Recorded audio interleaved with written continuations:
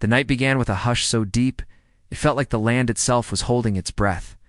Winds slid across the plains, brushing dry grass against the wooden posts of a small frontier settlement. And somewhere far off a coyote called as if warning the stars. In that quiet, a young bride stood at the edge of a lamplit room, her hands folded tight, her heart louder than the drums she had heard at dusk. She had crossed rivers and dust roads to reach this place, guided by an agreement older than her fear. What waited for her beyond the door was not just a husband, but a fate whispered about in towns and trading posts. This was the kind of night people remembered long after the fire went cold. If you love old American-style Western romance where destiny walks beside danger, you are exactly where you belong. Welcome to Western Love Story, and before the minute slips away, remember to like and subscribe so you never miss a tale where the past breathes and hearts collide under open skies. Stay with this story, because once the door opens, nothing returns to the way it was. She was known for her quiet ways. A shy bride raised among women who spoke with their hands and eyes. She wore a native-style dress sewn with care, soft deerskin layered with beads that caught the firelight. Her long hair was braided with small feathers, not for beauty alone but for courage. The elders addressed her that evening, murmuring blessings she barely heard. Her thoughts were fixed on the man she was promised to, a man spoken of in half-sentences and long silences. Some said he was a shadow on horseback. Others swore he was a wall of muscle and will, forged by the desert and the mountains. All agreed on one thing. He rarely spoke. Outside, boots crossed hard ground with a steady rhythm. He was the silent Apache, a muscular Native American warrior with long black hair and tribal jewelry. Always shirtless, with a fit, model-like muscular build, small tribal tattoos, and tribal jewelry around his neck. The fire revealed the lines of his shoulders and the strength carved into him by years of survival. He carried himself like a man who had faced storms and enemies without flinching. His eyes, dark and sharp, missed nothing, yet they revealed little. The people who knew him best said words were tools, and he used them only when necessary. The marriage had been arranged to seal peace between worlds that rarely trusted each other. Settlers wanted safety. The tribe wanted respect. Between them stood two young lives asked to bridge a divide carved by blood and broken promises. The shy bride had agreed because refusal would have meant shame for her family. The silent Apache had agreed because his word once given was iron. Neither had asked for love, yet both felt its weight pressing close. As the moon climbed higher, the settlement quieted. Laughter from the earlier feast faded, leaving only the crackle of firewood and the soft stamp of horses. Inside the room, the bride listened to her own breathing. She remembered stories of wedding nights filled with laughter or tears. None had prepared her for this stillness. Her fingers brushed the beads at her waist, grounding herself in the feel of home, even as she stood far from it. The door opened without ceremony, stepped inside, filling the space with his presence. The muscular Native American warrior with long black hair and tribal jewelry moved like a panther, controlled and aware. His chest bore small tribal tattoos that told stories she could not yet read. Tribal jewelry around his neck glinted, each piece earned, not worn for show. He did not smile, he did not frown. He simply looked at her, as if measuring the distance between who she was and who she might become. She lowered her gaze, taught from childhood to show respect, yet curiosity tugged at her. This was the man the world feared and needed. This was the man fate had placed before her. Her heart beat faster, not from desire, but from the shock of standing so close to a legend made flesh. He spoke her name once, his voice low, steady, carrying the weight of mountains. That single word told her more than a dozen speeches could have. It was not harsh, it was not gentle, it was honest. She answered with a nod, afraid her voice would betray her. Time stretched, thin as wire. Outside, clouds slid over the moon, darkening the room. The fire popped, sending sparks upward. The shy bride wondered what this night would demand of her. Would she be expected to shed fear as easily as her traveling cloak? Would silence be her shield or her prison? The silent Apache turned away first, setting aside his weapons with care. The gesture surprised her. It was trust, offered without explanation. He was still the muscular Native American warrior with long black hair and tribal jewelry, still always shirtless, with that fit, model-like, muscular build that spoke of strength. But in that moment, he was also simply a man honoring a promise. He sat by the fire, not crowding her, giving space as if he understood her trembling without needing it named. She took a breath she did not know she had been holding. Perhaps this marriage would not be what she feared. Perhaps it would be harder or stranger or something no one had warned her about. The land outside had a way of reshaping those who lived on it. Rivers cut stone, wind bent trees. Hearts were no different. Minutes passed with only the sound of the fire between them. She studied him from the corner of her eye. The tribal jewelry around his neck rested against his skin, each piece a reminder of battles survived. His long black hair fell loose down his back, a dark curtain against the firelight. He did not look at her, yet she felt seen, as if he understood the storm inside her chest. At last he stood. The movement was smooth, powerful, unmistakable. He approached, stopping at a respectful distance. When he spoke, it was not of duty or rules. It was of the land of the night, of how change often arrives quietly before it breaks like thunder. His words were few, chosen carefully, but they wrapped around her fear like a blanket. She answered him then, her voice soft but steady. She spoke of home, of the women who had braided her hair, of the hope she carried like a fragile flame. In that exchange, something shifted. Not love, not yet, but understanding. Two strangers stood on the edge of something vast. Beyond the walls, the wind rose, rattling shutters, as if the world itself leaned closer to listen. The shy bride felt the pull of the unknown, strong and undeniable. The silent Apache met her gaze, his eyes reflecting fire and shadow, promise and warning intertwined. This night was not ending the way stories said it should. It was beginning in a way no one could predict. And as the fire burned lower and the darkness pressed in, both understood that when dawn came, would find them changed, bound not just by agreement, but by a secret forged in silence, waiting to test them in the days ahead. The fire burned lower as the night stretched on, and the room seemed smaller with every breath the shy bride took. She shifted her weight, the soft deerskin of her native dress whispering against the floor. Beads stitched by careful hands caught the dim light, each one a memory of who she had been before stepping into this moment. Across from her stood the muscular Native American warrior, with long black hair and tribal jewelry, always shirtless, with a fit, model-like, muscular build, small tribal tattoos, and tribal jewelry around his neck. He was close enough now that she could sense his warmth, steady and real, like the earth beneath bare feet. His name was Iron Hawk, a name earned, not given at birth. Among his people, names carried the weight of deeds, and his had been spoken in councils and whispered by enemies. He had crossed deserts and rivers, fought men who carried guns, and men who carried grudges older than memory. Yet here he stood, silent, bound by a promise made to elders who believed peace could grow where blood once soaked the ground. The shy bride was called Moon Willow, named for the way she bent without breaking. She had grown among women who taught her the strength of listening and the danger of careless words. Her native dress marked her place between worlds, stitched with patterns that spoke of rivers, stars, and survival. Tonight, those patterns felt heavier, as if they knew this path would not be easy.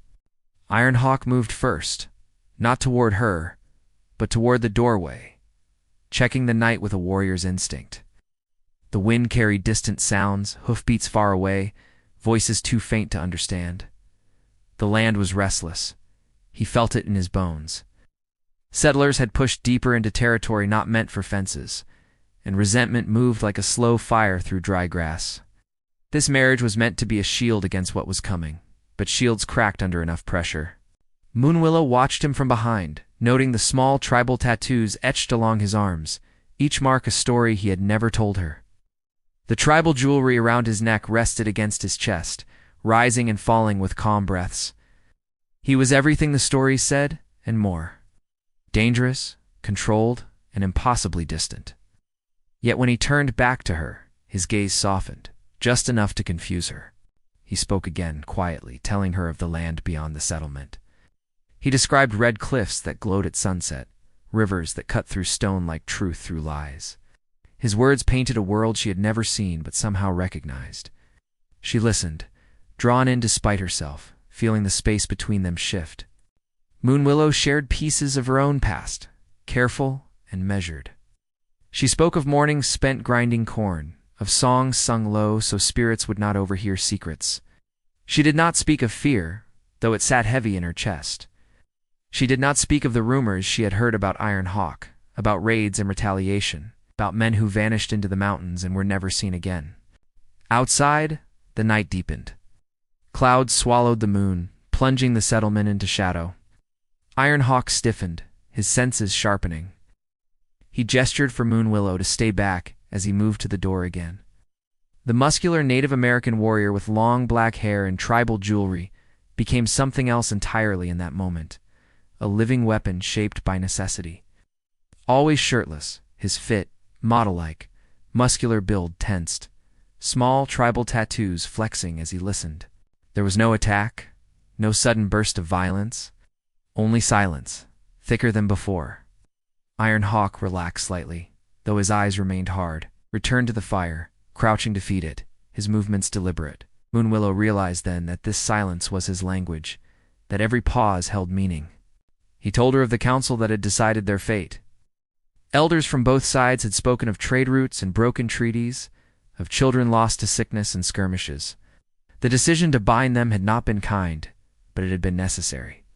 Iron Hawk had accepted without argument, knowing refusal would bring war closer. Moonwillow had accepted because her people believed her gentleness could calm storms. As the hours passed, an unspoken agreement formed between them. They would not rush what could not be forced. Iron Hawk kept his distance, respecting boundaries drawn by fear and tradition.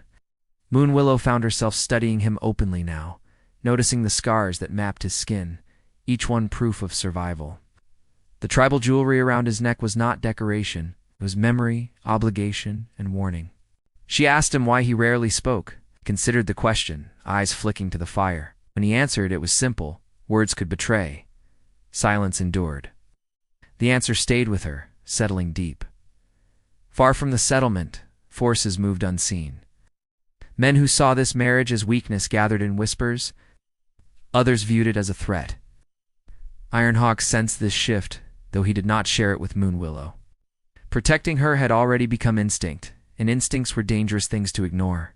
Moonwillow felt the tension without understanding its source. The night pressed in, heavy with promise and peril. She wondered what dawn would reveal, whether she would wake as the same woman who had entered this room. Her native dress felt like armor and vulnerability all at once. Iron Hawk rose again, crossing the space between them until only a breath separated them. The muscular Native American warrior with long black hair and tribal jewelry, always shirtless, with a fit, model-like muscular build, small tribal tattoos, and tribal jewelry around his neck, looked down at her, searching her face as if committing it to memory. He did not touch her. Instead, he placed a hand over his own heart, a gesture of oath. Moonwillow mirrored him without thinking, her palm warm against her chest. In that mirrored movement, something dangerous and powerful sparked to life. Not love, not yet, but loyalty, raw and untested.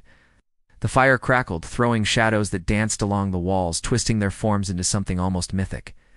Outside, the wind shifted direction, carrying with it the scent of rain and unrest. Somewhere in the darkness, eyes watched the settlement, measuring its defenses, its weaknesses. This night had not ended, and neither had its consequences.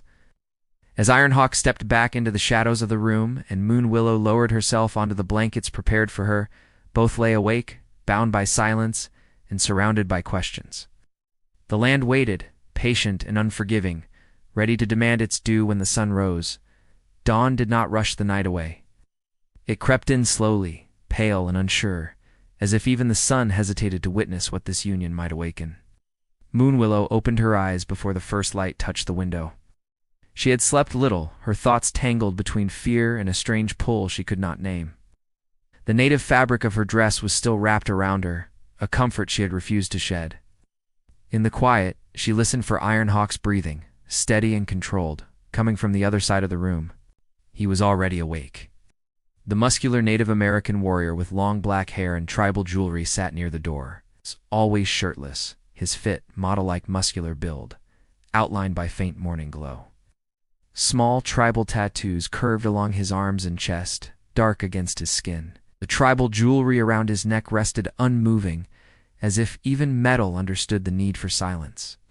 He had positioned himself between her and the outside world without a word being spoken. That simple act carried weight. Outside, the settlement stirred. Horses snorted, boots hit dirt, and voices rose low with the start of another uneasy day. This place balanced on the edge of trust, and everyone knew it. The marriage had not erased old wounds. It had only stitched them closed, fragile and untested. Ironhawk stepped outside briefly, scanning the horizon. Moonwillow watched him through the doorway. Men paused when they saw him, some nodding stiffly, others turning away. Respect and resentment lived side by side here. She sensed that his presence alone kept certain dangers at bay. When he returned, he brought food wrapped in cloth and set it near her without comment. The gesture was careful, almost formal. Moonwillow thanked him softly. Their words remained few, but meaning filled the gaps. She ate slowly, aware that eyes beyond the walls wondered what kind of woman could stand beside a man like him. As the sun climbed higher, Ironhawk prepared to leave. Council matters awaited him, issues of land, patrols, and whispers of men moving through the canyons. Before stepping out, he paused, his gaze locking with Moonwillow's. The muscular Native American warrior with long black hair and tribal jewelry did not speak, but his look was a warning and a promise. Stay inside. Stay safe. Moonwillow nodded, though she knew safety was not guaranteed by walls. Alone, she moved through the small room, touching objects meant to mark this place as her new home. Each step felt heavy. She wondered who she was expected to become. A bridge between peoples, a symbol, a sacrifice. By mid-morning, visitors arrived. Strong names carried strong intentions. Red Coyote, a sharpened scout loyal to Ironhawk, spoke with urgency about tracks found near the river, not animal tracks, human. Moonwillow listened from behind a curtain, her heart tightening. Trouble did not announce itself loudly. It crept. Later came Abigail Thorne, a settler woman with stiff posture and watchful eyes. Her smile did not reach her gaze. She brought bread and polite words, but her questions cut deeper than knives. Was Moonwillow happy? Was Ironhawk kind? Did she understand her duty? Moonwillow answered carefully, her voice calm, her native dress reminding her of strength inherited from generations before. When Abigail left, Moonwillow's hands shook. She pressed them together until the trembling passed. The conflict around her felt like a tightening net. Everyone wanted something from this marriage, and no one seemed willing to wait. By afternoon, the heat rose. Moonwillow stepped outside briefly, drawn by the open sky. Children watched her from a distance, curious and cautious. She offered a small smile. One child smiled back before being pulled away. Fear was taught early here. Ironhawk returned as the sun dipped lower. His shoulders were tense, his jaw set. The muscular Native American warrior with long black hair and tribal jewelry carried the weight of bad news without speaking it aloud. Moonwillow sensed it immediately. She waited until they were alone. He told her of men who refused the council's decision, both from the tribe and the settlement. Some believed peace was weakness. Others feared loss of power. Names like Stone Bear and Caleb Ward surfaced, men with influence and anger to spare. They watched. Moonwillow felt the ground shift beneath her understanding. This marriage was not just personal. It was political, dangerous. She wondered if she had been chosen because she was quiet, because she would not resist. The thought stung. That evening, drums echoed from far away, not in celebration, but warning. Ironhawk's posture changed, his instincts sharpening. Always shirtless, his fit, model-like muscular build moved with readiness. Small tribal tattoos seemed to darken as firelight flickered across them. The tribal jewelry around his neck caught the glow, silent witness to generations of conflict. He asked Moonwillow if she regretted coming. The question surprised her. She considered it honestly. Regret would be easy. Courage would not. She told him she feared what lay ahead, but she would not run. Her words were simple, but they mattered. From the shadows beyond the settlement, eyes watched the light in their window. Plans formed, fueled by anger and old blood. A union meant to calm the land threatened to ignite it instead. As night settled again, heavier than before, Moon Willow stood beside Iron Hawk, looking out into the dark. The distance between them had narrowed, not in touch, but in purpose. They were bound now, whether they wished it or not. The land listened. The wind carried secrets. And somewhere in the darkness, the first move was being made, unseen, unstoppable. Pulling them closer to a reckoning neither could yet escape. The night returned heavier than before, carrying the kind of silence that warned of storms yet to break. Moon Willow stood near the doorway, her native dress wrapped close, beads resting against her skin like quiet prayers. The fire burned low, casting long shadows that stretched and twisted across the walls. Outside, the settlement felt tense, as if every breath was being measured. She sensed that whatever had been set in motion earlier was moving closer now. Iron Hawk remained near the entrance, his posture alert. The muscular Native American warrior with long black hair and tribal jewelry was always shirtless, his fit model-like muscular build carved by firelight and resolve. Small tribal tattoos marked his skin, symbols of trials survived and promises kept. The tribal jewelry around his neck lay still, but Moon Willow knew it carried stories of bloodlines and battles. He had sharpened his senses to a blade, listening not just with his ears, but with the land itself. Voices drifted from afar, hushed but urgent. Iron Hawk caught fragments carried by the wind, names, warnings, a gathering beyond the ridge. Red Coyote had been right. Forces were aligning, and not all of them wished this marriage to succeed. Some saw Moon Willow as leverage, others saw Iron Hawk as an obstacle that had stood too long. Moon Willow felt fear rise, then settle into something firmer. She had been raised to endure, to observe before reacting. Her native dress was not just clothing, it was identity, history, and quiet defiance woven together. She stepped closer to Iron Hawk, not touching him, but close enough that he sensed her presence. When he looked at her, surprise flickered in his eyes, followed by something like respect. He spoke softly, explaining that patrols had reported movement near the river and smoke signals that did not belong to his people. The settlers' side was restless too. Caleb Ward had been seen riding late with men known for stirring trouble. The council's fragile peace hung by a thread. Moon Willow asked him what would happen if violence broke out. Iron Hawk did not answer right away. The muscular Native American warrior with long black hair and tribal jewelry rarely spoke of fear, but the pause told her enough. War would not choose sides cleanly. Innocence would suffer first. As the hours passed, Iron Hawk sent Red Coyote to warn loyal allies. Moon Willow watched from the doorway as figures slipped into the darkness, moving like shadows. She wondered how many eyes were watching her now, weighing her worth, her weakness. The thought hardened her resolve. She would not be the breaking point. Near midnight, a knock came, sharp and sudden. Iron Hawk moved instantly, placing himself between Moon Willow and the door. Always shirtless, his fit, model-like muscular build tensed, small tribal tattoos flexing as he reached for a blade. The tribal jewelry around his neck caught the firelight as he opened the door just enough to see. It was Stone Bear. The older warrior stood with authority carved into his face, his presence commanding respect. His gaze slid past Iron Hawk to Moon Willow, assessing her in silence. Stone Bear spoke of unrest, of young men hungry for action, of elders losing control. He warned that dawn might bring more than words. Iron Hawk listened without interruption, his expression unreadable. When Stone Bear left, the weight of his warning lingered. Moon Willow realized then that this conflict was larger than either of them. They were standing at the center of a storm formed long before they were born. Iron Hawk turned to her, his voice steady but urgent. He told her there might come a moment when she would need to choose where to stand, not as a bride, but as a voice. The idea terrified her. She had never been loud, never been seen as strong. Yet something in his gaze suggested he believed she could be more. Outside. The wind rose, carrying the scent of dust and iron. Moon Willow sat near the fire, her thoughts racing. She remembered the women of her youth, the way they held families together without recognition. Strength did not always shout. Sometimes it endured. Just before dawn, chaos threatened to spill over. Shouts echoed from the far end of the settlement. Torches flared.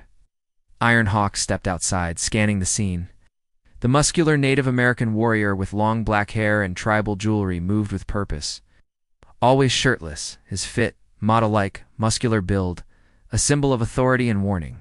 Men paused when they saw him, unsure whether to advance or retreat.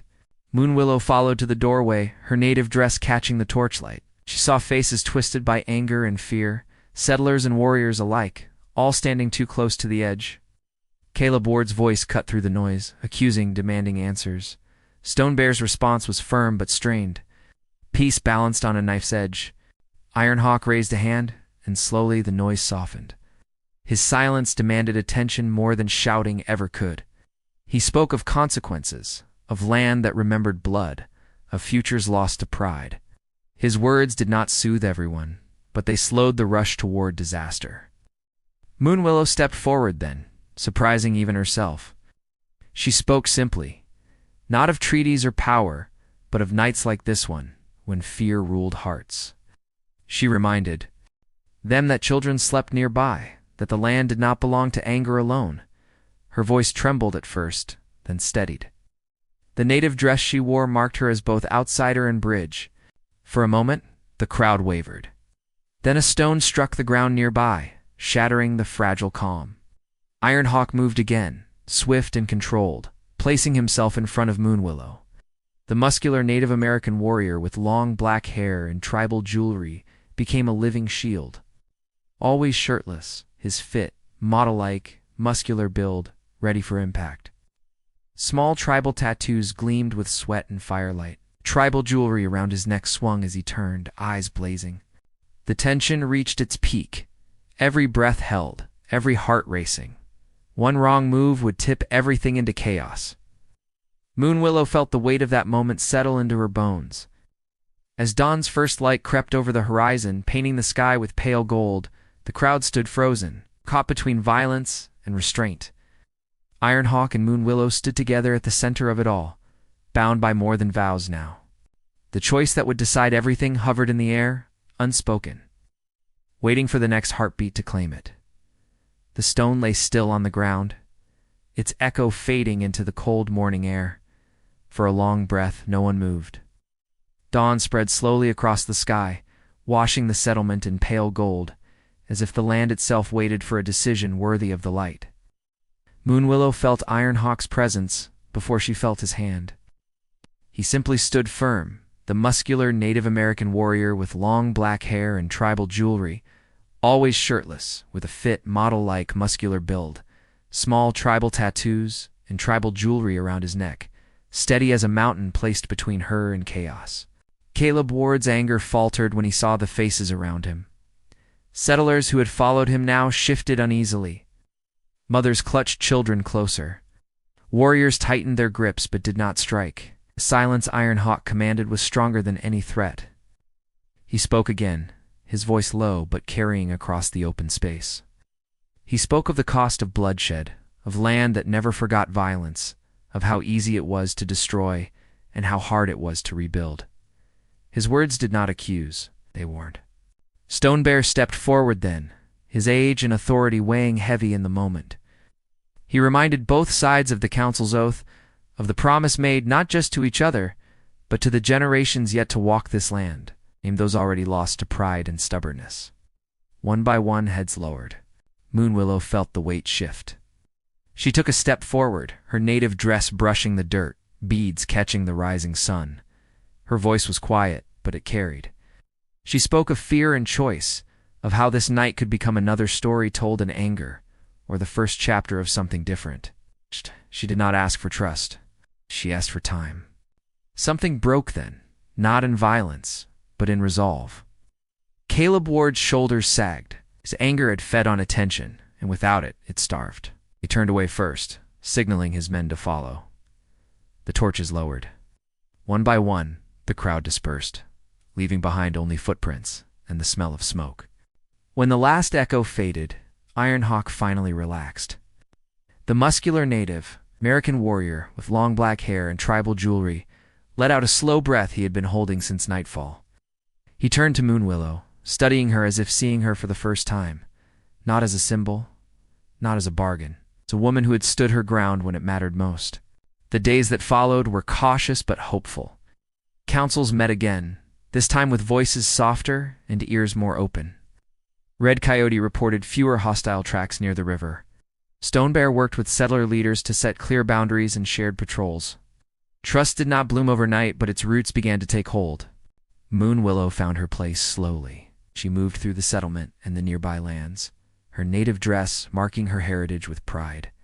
She spoke with women from both sides, listening more than she spoke, offering calm where there had been suspicion. Her strength was not loud, but it was steady. Ironhawk watched her from a distance at first, respecting the space she still needed. The muscular Native American warrior with long black hair and tribal jewelry remained always shirtless. His fit, model-like muscular build a familiar sight now rather than a warning. The small tribal tattoos on his skin no longer seemed distant. They became stories Moon Willow learned piece by piece, told not in speeches but in shared moments by the fire. One evening, as the sun dipped low and painted the cliffs red, Ironhawk finally spoke of his past without being asked. He spoke of battles fought for survival, of silence chosen to protect what words could not. Moon Willow listened, her presence calm and unwavering. When she shared her own fears, he did not interrupt. He did not try to fix them. He simply stayed. The marriage that had begun as duty slowly became partnership. They learned each other's rhythms, the way Ironhawk read the land like a living map, the way Moon Willow sensed shifts in people before they spoke. Together they became something stronger than either alone. Not all wounds healed cleanly. Some settlers left, unable to accept change. Some warriors grumbled about compromise. But open conflict faded, replaced by careful cooperation. Children played closer to the river again. Trade resumed. Nights grew quieter. Months passed, marked by seasons rather than fear. One morning, Moon Willow stood at the edge of the plains, watching Ironhawk train younger warriors. The muscular Native American warrior with long black hair and tribal jewelry moved with controlled power. Always shirtless, his fit, model-like muscular build, honed by discipline rather than rage. She realized then that her fear had transformed into something warmer, something rooted. Ironhawk joined her as the sun climbed. He did not speak right away. When he did, his words were simple. He thanked her for standing, for staying, and for choosing courage when silence would have been easier. Moon Willow smiled, a quiet, genuine smile that reached her eyes. They returned to their home that evening, the fire crackling softly as it had on their first night. The room felt different now. Lived in. Safe. Moon Willow adjusted the beads of her native dress and sat beside Ironhawk. This time, the space between them closed naturally. Outside, the land rested. The wind moved gently through the grass, carrying no warnings, only the promise of another day. The story that had begun with fear and silence settled into something enduring. And in that place where worlds had once collided, a shy bride and a silent Apache built a future not from force, but from understanding, proving that even the deepest divides could be crossed when strength learned to listen.